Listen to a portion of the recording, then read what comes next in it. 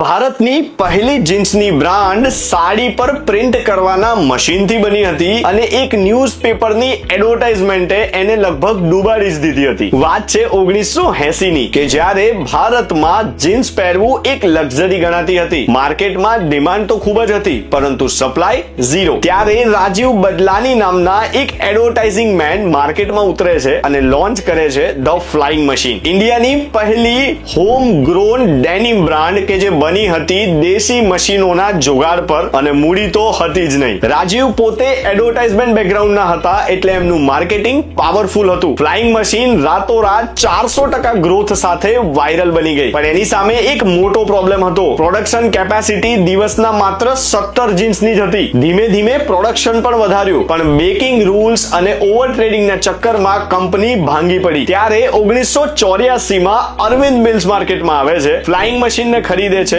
અને ભારતની પહેલી ડેનિમ ફેક્ટરી બનાવે છે. અને બસ ત્યાંથી જ ફ્લાઇંગ મશીનની કિસ્મત બદલાય છે અને જીન્સ ભારતના દરેક માણસ સુધી પહોંચે છે. અને આજે પણ ઢગલાબંધ વિદેશી બ્રાન્ડ અને સ્ટાર્ટઅપ વચ્ચે પણ ફ્લાઇંગ મશીન અડીખમ ઊભું છે. અને આવી જ બીજી બિઝનેસ જોવા માટે ફોલો જરૂરથી કરતા જજો.